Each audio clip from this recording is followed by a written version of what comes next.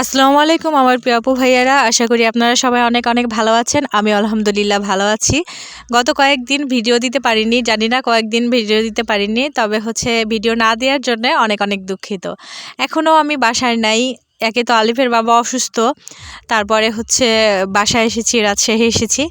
তো এখানে আসলে ভিডিও করার মতো ওইরকম মন মানসিকতা তৈরি হয়নি, আর ভালোও লাগে না ফোন নিয়ে ঘুরতে, ক্যামেরা করতে, ভয়েস দিতে অনেক ঝামেলা, কেন জানি ভালো লাগে না। তো যাই হোক, আশা করছি এখন থেকে টুকটাক করে ছোট ছোট হলেও একটু একটু ভিডিও দেওয়ার চেষ্টা করব। তো এখানে ফুলকপি আমি উঠাচ্ছি আমার ছাদ বাগানে বাসায় আসার আগের দিন। মাশাল্লাহ দেখেন, সাইজটা ছোট হলেও কিন্তু অনেক সুন্দর, নিজের হাতে করা ফুলকপি, আর এত ভালো লাগে খেতে, বলে বোঝানো যাবে না। আর গাছগুলি দেখেন মাশাল্লাহ কত সুন্দর। আর এই হিংসায় জর্জরিত হয়ে কিন্তু আমার গাছগুলি নষ্ট করে দেয়। আমি যেন ছাদে না আসতে পারি, ছাদে যেন না আসি, একাই বকদখল করতে পারি, এর জন্যই মূলত। তো কি আর করার, দেখি এটা বাসায় যেয়ে একটু সমাধান করব এটার। আর এইদিকে বাকি সবজি ফুলকপি গাছগুলিতেও কিন্তু ফুলকপি চলে এসেছে, তো এটাও আমি ঢেকে দিলাম। জানি না এটা খেতে পারবো কি না, আস্তে আস্তে হয়তো বা নষ্ট হয়ে যাবে। তবে যাই হোক, যেমন হোক, ওর বাবারে বলেছি রেখে দিতে। ওর বাবা এইদিকে আমি আসার পরে সাজনা, তারপরে মরিচ, এগুলি ছিঁড়ে আমাদের ভাড়াটিয়াকে দিয়ে এসেছে। আমি আবার প্রথমে ওর বাবার সন্ধে ছিঁড়ার কথা শুনে আমি না অনেক মন খারাপ করেছিলাম, চিল্লাচিল্লি করেছিলাম, কেন ছিঁড়েছেন, আমি তো বীজের জন্য রেখেছি। তো ওর বাবা সুন্দর করে বলেছে আমি বীজের জন্য বীজের সাজনাগুলি ছিঁড়িনি, বীজ ছাড়া বাকি সাজনাগুলি ছিঁড়েছি। বাকি 10 দিনে সাজনাগুলি অনেক বড় হয়ে যাবে, এজন্যই মূলত উনি ছিঁড়েছেন, তবে বীজেরগুলি নাকি রেখেছেন। তো মাশাআল্লাহ দেখেন গাছগুলি কত বড় বড় হয়েছে। টবের যে গাছে, মানে কি বলবো, এত সুন্দর হয়, এত ভালোভাবে ফুলকপি হয়, না দেখলে বলে বিশ্বাস করা যাবে না। আর এইদিকে আলিফ দেখেন ও কি করছে। তো আপনাদের আর একটা জিনিস দেখায়, যে বিনসের যেই গাছ, ওইখান থেকে আমি কিন্তু একটাই হয়েছে, যেহেতু আমার নষ্ট মাটিতে বীজগুলি বপন করেছিলাম, গাছগুলি হয়নি, পরে কিছু গাছ লাগিয়েছি এটার ফুল আসা দেখে। তো ওইখান থেকে চারা তুলে নিয়েছে, তো করার কিছু নাই, এরকম চলতেই থাকবে যতদিন আমি ক্যামেরা লাগাতে না পারবো। তো আপনাদের কাছে একটু সাপোর্ট চাচ্ছি সবার কাছে, যে আপনারা প্লিজ আমাকে একটু সাপোর্ট করবেন, আমি যেন আমার নিজের পরিশ্রম করা ইনকামের টাকা দিয়ে, পরিশ্রমের টাকা দিয়ে আমি আমার বাগানে একটা ক্যামেরা লাগাতে পারি। আর এই যে দেখছেন, এগুলি কলমি শাকের ফল। এক আপু রিকোয়েস্ট করেছিল, যে আপু, রিকোয়েস্ট না ঠিক আপু, আপু বলেছিল যে কলমি শাকের বীজ কিভাবে হারভেস্ট করব, কিভাবে সংরক্ষণ করব, এই নিয়ে একটা ভিডিও তৈরি করো। তো এই জন্য আপুর কথা, মানে কমেন্টের উপরে ভিত্তি করে আমি এই ভিডিওটা করেছি, যে দেখিয়েছি। তো মাশাল্লাহ অনেকগুলি বীজ হয়েছে, এত পরিমাণে বীজ হয়েছে ছোট্ট কয়েকটা গাছ থেকে।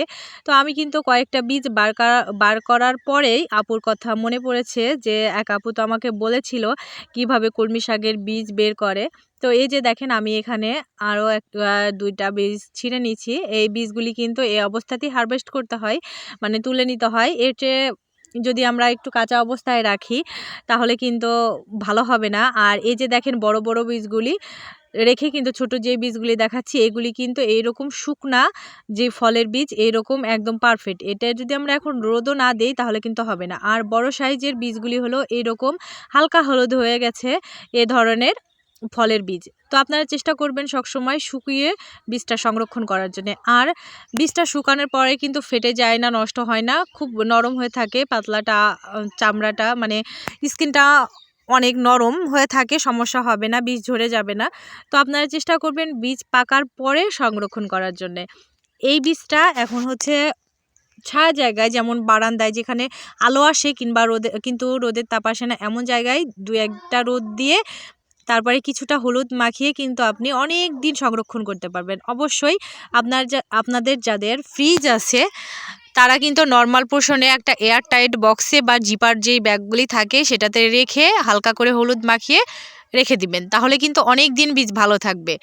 আর এ ধরনের আপনারা হালকা হলুদ বীজগুলি হারভেস্ট না করাই ভালো, কারণ এ ধরনের বীজগুলি এখন আরেকটু রেখে করাই ভালো।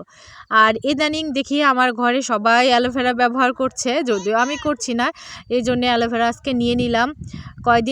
কিছুদিন আগেই কিন্তু আমি অ্যালোভেরার যেই গাছ ছিল অনেক ফেলে দিয়েছি, কারণ তেমন কাজে লাগতো না, কিন্তু এখন শেষ হয়ে গেছে দেখে অ্যালোভেরা ব্যবহার করছে। তো যাই হোক, একদিন আগেই কিন্তু আমি পালং শাকগুলি কেটেছিলাম, আর এখনই কিন্তু বাড়তে শুরু করেছে। আলহামদুলিল্লাহ অনেক ভালো। আপনারাও চেষ্টা করবেন একবার রোপণ করার পরে গোড়া থেকে শিকড় সহকারে না উঠিয়ে কেটে নিতে, তাহলে কিন্তু অনেক দ্বিতীয়বার খেতে পারবেন, অল্প কয়েকদিনের ভিতরেই কিন্তু আবার খাওয়া যাবে। তো ধন্যবাদ আপু আপনাকে, যে আপনি কমেন্ট করে বলেছিলেন হচ্ছে এভাবে করার জন্যে। তো থ্যাংক ইউ। আর এই যে দেখেন, মরিচ গাছটা দেখে আপনাদের হচ্ছে দেখাতে মন চাইলো কি পরিমাণে মরিচ ধরতেছে। একটুবার খেয়াল করে দেখেন, এরকম যদি 5-6টা গাছ থাকে তাহলে না মরিচ আর কখনোই কিনে খেতে হবে না। ছোট্ট একটা গাছ কিন্তু প্রচুর পরিমাণে মরিচ ধরছে। মরিচের কথা মাথায় এসে, মরিচের গাছ দেখে আপনাদের সাথে আরেকটা বিষয় মাথায় আসলো। আমি রাজশাহী আসার আগে 2500 গিয়েছিলাম, নারায়ণগঞ্জের 2500। তো এক আপুর সাথে দেখা করার জন্য, ওনার থেকে একটু হেল্প নেওয়ার জন্য আসলে গিয়েছিলাম। তো উনি আমাকে অনেক বড় একটা হেল্প করেছে। আসলে আমি একটু সমস্যার ভিতরে ছিলাম। আপুকে অসংখ্য অসংখ্য ধন্যবাদ। আর আন্টি তো আমার ভিডিও অবশ্যই দেখবে। আন্টি যে আমাকে এত এত ভালোবাসা দিয়েছে, আমি না বলে বোঝাতে পারবো না। আন্টি আমার জন্য নিজে হাতে মরিচ ছিঁড়ে, ছাদ বাগানের মরিচ ছিঁড়ে তারপরে নরিনের হাত দিয়ে পাঠিয়ে দিয়েছে। আসলে নরিন বলতে আপুটার হাত দিয়ে পাঠিয়ে দিয়েছে। তো আপু তোমাকে অনেক ধন্যবাদ। আর হচ্ছে আন্টি আপনাকে অসংখ্য অসংখ্য ধন্যবাদ আমাকে এত এত ভালোবাসা দেওয়ার জন্যে। নরিন বলেছে যে আপনি নাকি প্রত্যেক দিন আমার ভিডিও দেখেন, মাগরিবের নামাজ শেষ করে নাকি আমার ভিডিও দেখতে বসে পড়েন। তো এইসব শোনার পরে না কার মনটা খারাপ যাদের মন থাকে তাদেরই কিন্তু মনটা ভালো হয়ে যাবে। এত ভালোবেসে দেখেন, আমার না অনেক অনেক ভালো লেগেছে। কী যে ভালো লেগেছে বলে বোঝাতে পারবো না। যদি সঙ্গে সঙ্গে ভয়েস দিতাম তাহলে মনে হয় আরও কি বলবো, অনেক এক্সাইটেড ছিলাম, যেহেতু কয়েকদিন পরে ভয়েস দিচ্ছি। তার পাকা মরিচগুলি কিন্তু আমি বীজের জন্য রেখেছিলাম, যে আমি আমার মাকে দিব।